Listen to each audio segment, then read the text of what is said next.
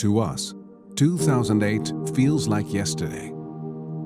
The day Europe gained permanent access to its own orbital laboratory, Columbus, was the apex of almost 3 decades of meticulous preparations, endless refinements, and audacious designs that converged in 13 tons of hardware, launched aboard Space Shuttle Atlantis STS-122. Main safety systems armed.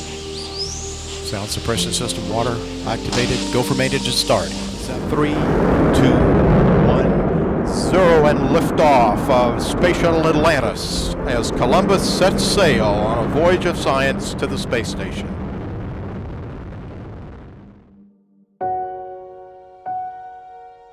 10 years. 10 years as part of the International Space Station. 10 years for Europe's permanent scientific orbiting laboratory.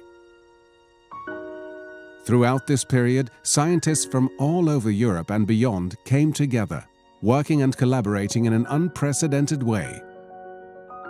All focused on conducting scientific and technological activities running in our orbital pressurized space. But how can science in space affect our lives on the ground? When in orbit, the human body goes through a number of adaptive changes that often resemble the symptoms of aging. Weightlessness also deeply impacts the physical behaviors of matter, giving us unexpected and exciting insights into nature. In fact, these are the very reasons to do research, to apply what we learn here on Earth and in the future of space exploration. We have here in Berlin quite a long tradition in space medicine. There was a research announcement from ESA. We applied for a study on thermoregulation in astronauts on the International Space Station during physical exercise. During exercise in space, the temperature is increasing faster.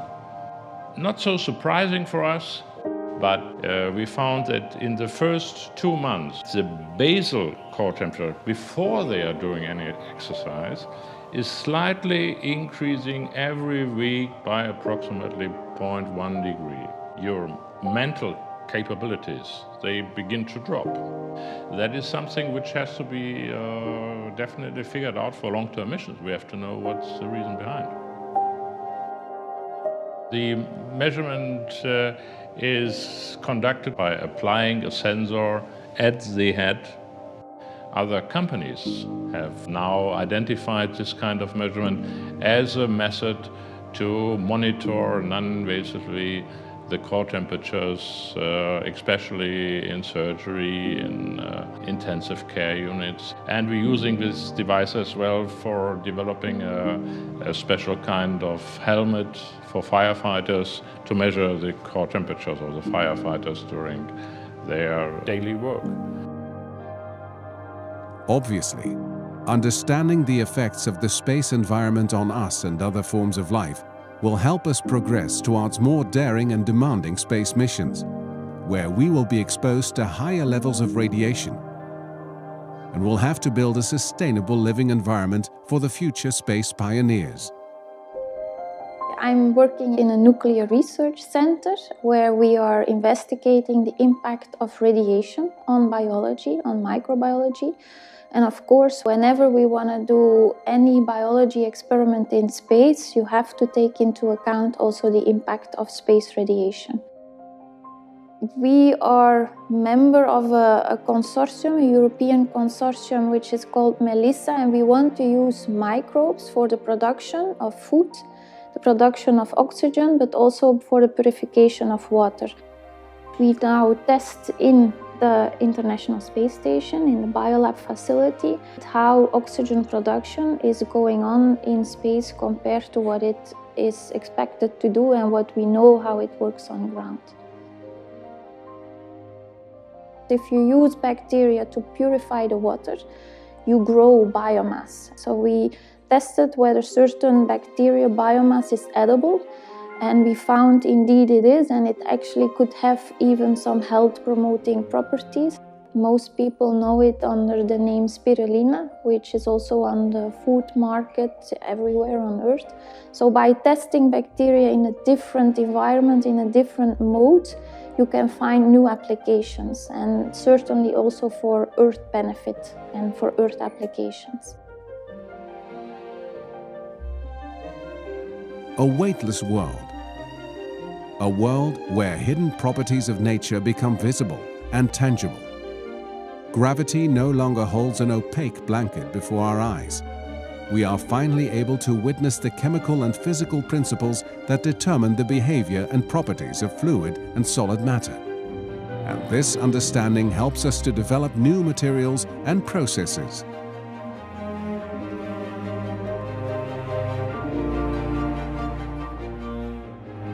We all know from school that there is 3 fundamental forms of matter, but there's many more complex structures beyond that.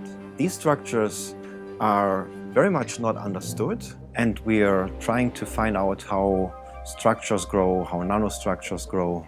Only on the space station you have the growth in its purest form, and you come close to the real physics of this growing process.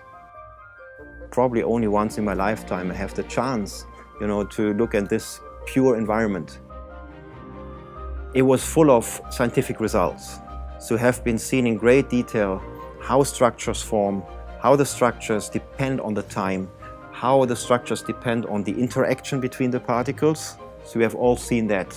And of course, with this knowledge, once you see how the dependencies are, you can turn it around and try to design routes to create structures, to build new materials. Once you understand, and we have achieved quite a bit of understanding, you turn it around and you design ways to get new structures.